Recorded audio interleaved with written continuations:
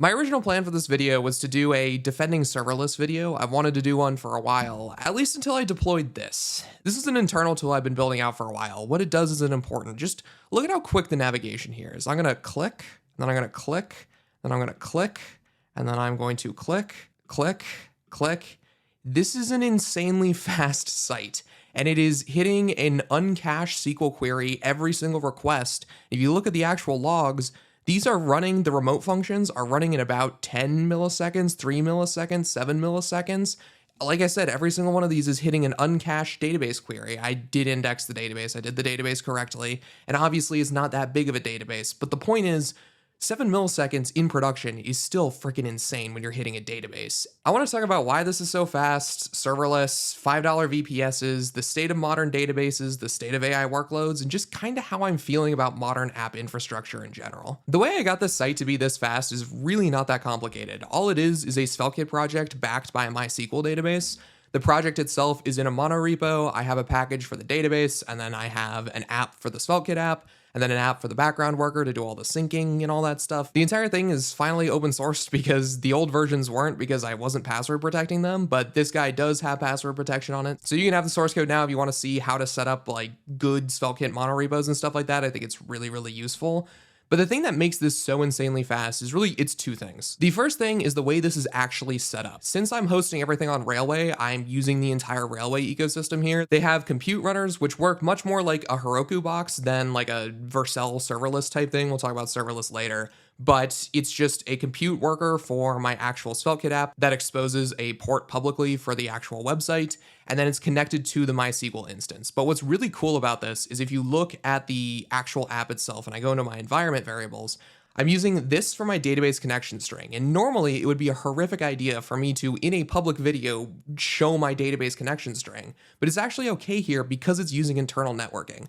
The reason why this is so damn fast is because these are basically living on the same box in US West, effectively, where these two are sitting next to each other. I don't want to talk too much out of my ass here because I don't know exactly how Railway does things, but from my understanding of what I've seen publicly, I'm pretty sure that they are all now on Metal instances, which is basically their own custom servers that they bought and set up and are paying to have like set up somewhere in some warehouse. Which means that this compute box and this database are living like literally right next to each other, and they are connecting over localhost instead of doing an actual network hop to get the data. That's how these requests to the remote functions that are hitting the database repeatedly, like the get video details does like 3 database queries. It runs in 9 milliseconds because they are on the same exact box. And the other thing that's making this so fast is Bun. Railway is one of the few providers that I know of that has like full support for Bun in their cloud right now, and Bun has very quickly become my favorite way to interact with and work with JavaScript. Every single one of my projects is using Bun for the package manager at this point, and I'm trying to migrate as many of my runtimes over to Bun as well because it is so damn fast. So you can see in the package.json for my actual SvelteKit project, I'm using Bun in Vite, so my Vite dev is now running in Bun. I'm using the Bun adapter for SvelteKit, which means that it will build down to a Bun project effectively. And then when I actually start it, I am starting just the build output here. So when I build it, I get my Bun output, and then we are just running that as a normal Bun server. And another thing that's helping Railway here, I don't understand it super deeply, so I don't want to make too strong of assertions here, but my understanding is that it's a long-running server with auto-scaling CPU, so you're only billed for when you're actually using the CPU, but you can see here, like, it's storing memory here in my actual SvelteKit app, which means that there's no cold starts. It's just instantly going to hit it every single time on their really fast infrastructure with the fastest JS runtime with private networking to the database. This app just flies. It is really, really nice. And you can also see this in the benchmarks. Railway just put out a blog post on their like server rendering benchmarks. They took the benchmarks that Theo did that I was there to help with. I wrote the SvelteKit bench that Theo did. This is the one that ended up tricking Cloudflare into fixing all of their infrastructure to be way faster. It was kind of a crazy thing that I don't think either of us really expected to happen, but the companies saw the actual benchmarks we did, really took it to heart, and have done a lot of work to improve this. Both Vercel and Cloudflare have been fixing a lot of things, and Railway actually jumped in, forked the benchmarks, and ran it on their infra. And if you look at the actual results they get, it's pretty damn impressive. Like on the SvelteKit bench, Railway is benching insanely well. 102 for when they're using Bun and 134 for when they're using Node is really impressive. Next.js is just, it's being Next.js. Like, I don't know, man. Like, I need to do a dedicated video talking about Next.js. I have so many thoughts about this framework. It is, like, this is so goofy. Like, what are we doing, man? How is this happening? Like, please, for the love of God, like, if you're watching a channel like mine and you care this much, like, you don't have to use Svelte, but use something else. Use TanStack Start, use Solid Start, use Nuxt, use anything else, man. Like, this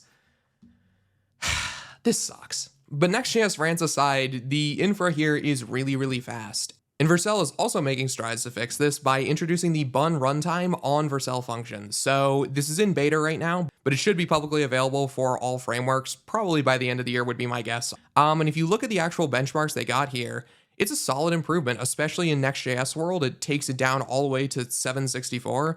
SvelteKit is still just way faster down here, but again, need to stop myself from going down the Next.js rabbit hole. That's not the point of this video. It's just, this is really, really funny.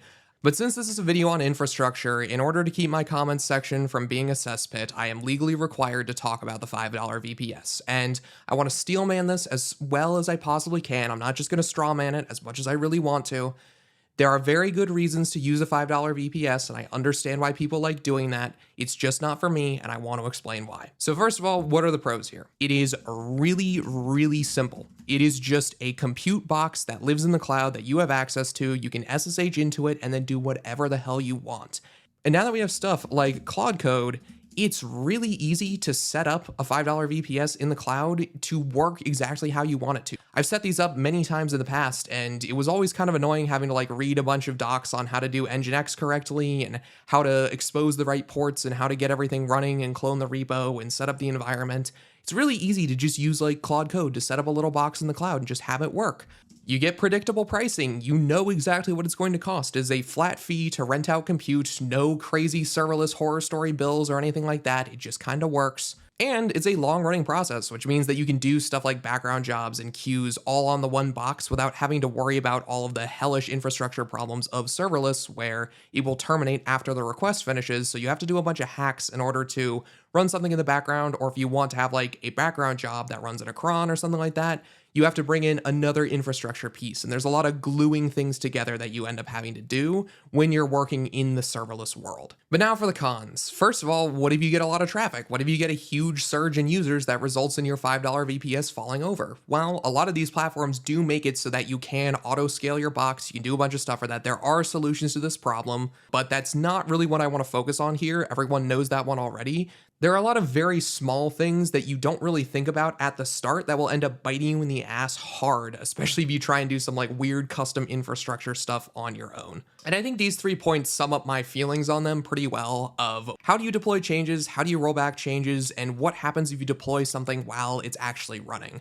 There are a lot of just edge cases that you don't normally think about that are just kind of solved by using a more modern provider like a Railway or a Cloudflare or a Vercel or a Render or any of the other cloud platforms out there that exist to solve these problems. You don't really think about them until you start running into them, but having instant rollback, having your deploys just automatically work, and a really big one, especially with like modern AI workloads, is what if you do a deploy while someone's request is running? Because in the modern AI world, it is not that uncommon to have a request that's going to go for like 5 to 10 minutes if that's like a big background agent job. If you're running GPT-5 in an agent loop on your server, that can take a really, really long time. And if you deploy a new change while that's running, that process is just going to get terminated and you're going to lose all of that work. So you need a graceful way to handle that. Serverless will automatically handle that for you because you're scaling up a new instance every time you do a request, or well, effectively. There's some magic under the hood with Fluid and all that, but not worth talking about. The point is, you can think of each request having its own compute that will never get botched by a deploy or some random thing happening. But if you're doing a dedicated server like this, you do need to deal with that. And that's like also a problem on Railway, is like if I'm doing something like that on Railway, I need to have some graceful teardown solution for my current instances when I deploy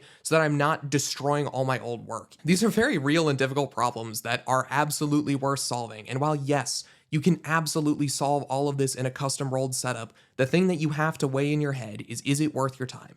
Is it worth your time to go through and implement really good ways to handle all of this when you could just go do it somewhere else and probably have it be cheaper? If you want to do things this way, hell yeah, more power to you. It's just not for me. And that takes me to what modern workloads kind of feel like for me. I've been doing a lot of work building out internal systems and tools for running my YouTube channel, running Theo's YouTube channel, and then just other random things that I just kind of want to have and have exist. And the things that I'm constantly running into, especially with like AI workloads, is you're going to have a lot of long running requests. You're going to have a lot of background jobs, and the pricing model has gotten very, very different and weird. I know Theo has talked about this a ton in different videos. I'll keep it short here because he's covered this really well, but one of the most important things right now is active CPU time billing. It is really important for any compute workload thing now to only be billed when your CPU is actually running, because a lot of work is just calling external systems. When you're doing a 5-minute agent run, there's probably only like 100 milliseconds of actual compute running on your machine. The rest of the time, you're just doing fetch requests to some external API while it generates a bunch of tokens. You do not want to be billed wall clock for that. That is going to destroy your bill and would make serverless a complete non-starter for AI workloads if they hadn't solved this. Cloudflare already had this fixed forever with just kind of the way their infrastructure works. Vercel has fixed this with their fluid compute. I believe Railway is CPU build. I was looking at their pricing. I believe it is just like CPU time. You can see it in like the actual metrics on the dashboard where your CPU will automatically scale up when it's being used, but then you're not being billed when the CPU is just sitting there idling, which is awesome. But that doesn't solve the background job problem. This has been a problem forever. It's just a normal infrastructure thing that you kind of have to deal with. And this was actually a big reason why I wanted to try out Railway for this project in the first place, because I have this live crawler, which is just constantly syncing the data off the YouTube API. I don't want to do that on request. I want to cache that into the database so that I'm not hitting the YouTube API every time you do a request. That would be stupid. So I have to be constantly crawling data in the background. I'm also doing a bunch of agent runs in the background on this data so that like when a comment comes in, I can parse out sentiment on it. I can parse out whether or not it's like mentioning a sponsor. I can get notifications every time a video goes live. I can keep track of what's generally happening on the channel. All of this stuff requires a bunch of compute in the background, and having a real server does make this way easier. Like if you look at the code for this worker, it's just a main function. You can see I'm doing a bunch of stuff in here where like we're fetching a bunch of data out of the database, starting a bunch of jobs. But the point is, right down here, we're just doing a set interval call where every 30 minutes we will run this main function. Otherwise, we're just gonna sit there and sleep. And this is a very trivial thing to do when you have a long running box just sitting in the cloud. It's great. Because if you're working in a serverless environment, obviously that's not possible. It's just a request comes in, a response comes out, it dies. That means that a lot of these companies like Vercel and Cloudflare are building solutions for this. Like Vercel Workflow was just released a few days ago, where you spin up durable workflows that you couldn't stick into a normal request response model. You can put all that stuff together with a workflow. You start a workflow, it has a bunch of steps, they're durable, they're observable. All that stuff just kind of works. I think this is the part of infrastructure where people get really frustrated with the serverless model, because it does mean that, yeah, okay, so if I'm doing serverless for my Next app or Svelte app or whatever, cool, it all works, it's super trivial out of the box, but what happens when I need to do these things? You're suddenly duct taping a bunch of services together, and it does get way more complicated way faster, and suddenly you're doing weird plumbing problems. You have to figure out how to set up your queue, and then set up your consumer, and then link all these together correctly and make it performant and actually observable and feel good. It's a lot of work to wrap all these things together in the serverless way of thinking that these companies are doing a lot of work to actually fix. Vercel's doing this, and then Cloudflare's been doing a lot of really cool stuff on this for a long time. Durable objects are extremely cool. Their workflow is primitive. I haven't tried it, but it's pretty neat. There's a lot of ways to solve this problem, but it is something that any real application is actually going to need. It's nice just having a box sitting in the cloud to do this stuff, I'll be honest. And that takes me to databases. Arguably the most important part of making your infrastructure actually performant is the database. The way I like building apps, and I think most people have kind of settled on building apps, is I want my services to just kind of be stateless. I want to make a request, get a response, and not have any crazy server-side state that's linking a bunch of stuff together up there that gets hellish to deal with fast. I really like that kind of functional way of thinking for that kind of stuff. And I also really like that for background jobs. I feel like workflows and stuff like that should be idempotent, which basically means you can hit it over and over and over again, and you'll get the same thing out every single time. It's not going to break anything or hurt anything, which means that the actual state for the application needs to live in the database. That also means that on every single request, the biggest latency hit is going to just be your reading out of the database. The way you make your apps fast, as much as I love dunking on Next.js, like don't get me wrong, this is really, really funny. In the real world, we're not actually computing sine 10 bajillion times. It's not how this actually works. In the real world, Next.js and SvelteKit can both feel insanely fast, where even if the difference is like the SvelteKit part of the request runs in 2 milliseconds and then the Next.js part runs in 20 milliseconds, who cares? Like, that doesn't actually make a difference. The reason why this app is so fast is because the database is right next to the actual compute, so it runs freaking instantly. And the three options that I really feel like are the kings right now are Convex, Redis, and then like MySQL or Postgres. I don't have a strong opinion on this. If you're a MySQL person, hell yeah. If you like Postgres, cool. I don't care. I don't want to talk about that. It's a dumb flame war, whatever. I think that all of these kind of coexist nicely and have their own places in the actual stack. Starting with Convex, this was actually the way I initially built out this project. I was doing all my database stuff and all my background jobs on Convex. And you can see in my actual usage here, I was hammering through my usage. On the free tier, you get an included 1 million function calls per month. I went through about 1 million in about 7 days. And that's because I was doing all of the background processing for videos on Convex. You can see here, like I was doing 100,000 queries, 81,000 mutations, 2,500 actions, because in order to actually process all these videos and all these comments, we need to be doing a ton of queries and mutations to actually grab and work with all this data. This model for background work really just didn't make a lot of sense for the way Convex is architected. When I moved it all over to SQL, it was much faster and felt much better, and is not going to result in me racking up a needlessly high bill just to do background processing. Convex is very much an application database. If your database is purely just going to be storing user data that the users are creating, if you're doing like a chat app or a fitness tracking app or like an e-commerce app or like whatever thing you're actually doing, if it's mostly just user data going in there, it's great. But if you need to do a bunch of background processing to just fetch and store a bunch of data, it's really not a great solution for that.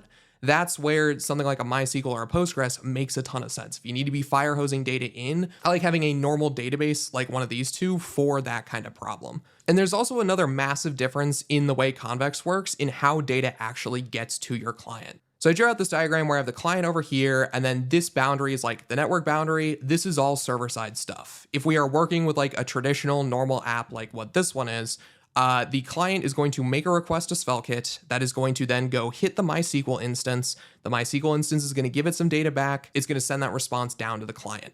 Makes a lot of sense. That's how we've all been building apps forever. Convex works a bit differently. The client will make a request to the SvelteKit server to get the actual page, but the way I use Convex is, like I said, it is an application database, which means that I'm basically doing everything as an SPA, and if you haven't used it before, you define queries and mutations so that you hit the queries and mutations on the client, not on the server. So the client is actually going to talk directly to Convex, which means that you have a very different set of problems for where the database needs to live compared to the traditional model of doing things. If you're building an app with a SQL backend, something like Railway is insanely compelling because of that internal networking system. The compute and the database are right next to each other, so it's instant. If you're using Convex for the database, it really doesn't matter all that much because these two are almost never going to end up actually talking to each other, so the latency between these just doesn't matter. The latency hit you're actually going to be taking is going from client to Convex, which you have no actual control over, so where your database lives suddenly just doesn't actually matter all that much. Redis has very similar characteristics to MySQL, where you're going to be going from the client to SvelteKit to Redis, and it also really benefits from being right next to your actual compute box. And the way I'm really finding myself using Redis is for caching, obviously. It's also incredibly good for like durable LLM streams. I've been doing a ton of work on that lately, trying to get resumable, durable streams working. Redis is a great place to just dump all of that data in. It's not an application database. It's not where I would store like processed videos or anything like that, but it is a really great place to store just kind of one-off KV type things. It's really nice having access to all three of these. They live in different places, but I could honestly see myself using all three of these in one app just because, again, they do very different things. I think this diagram also does a really good job of showing why the whole like edge compute thing kind of fell off and didn't end up being as good of an idea as a lot of people thought it would be. Because the whole point of that was to put compute as close to the end user as humanly possible, but that resulted in some weird things where like if your user is in California and they are hitting your Spellkit server, which is also in California, but then your database is being hosted in US East 1, that means that you're suddenly doing a massive network hop between US West and US East, and you kind of lose all the benefits of having those two be super close together. Especially since in a normal request, you're just going once from client to server. You're going often multiple times from server to database. Like in a lot of these requests for this site, I'm hitting the database multiple times to get multiple sets of data to populate one page. It really helps having your database and your compute be as close as humanly possible together. That's actually a huge reason for why the lock-in on something like AWS is so strong, is because even if you're doing some custom compute thing in AWS, like hosting a K8s cluster or whatever, if you're using a database like PlanetScale, which is hosted on AWS, you're still getting that internal networking thing that we're getting here in Railway just by using AWS altogether. That's why single cloud often ends up making a lot more sense than the multi-cloud stuff, and why if I was going to go through and build out a bigger, more real application with a SQL database and then some compute layers and some background jobs, I'd want to co-locate those into the same infra provider as much as humanly possible. Hopefully this rant was kind of helpful to you. I've been thinking about this stuff a lot as I've been building all this stuff out. I've been really impressed by all the different things I've been using. All of these options are really good. You're really not going to go wrong with any of these things. Really, the point that I'm trying to get across here is that the most important thing you can do to make good infrastructure is keep all of the different infra pieces that you end up using as close as humanly possible together, and your performance will be really, really good.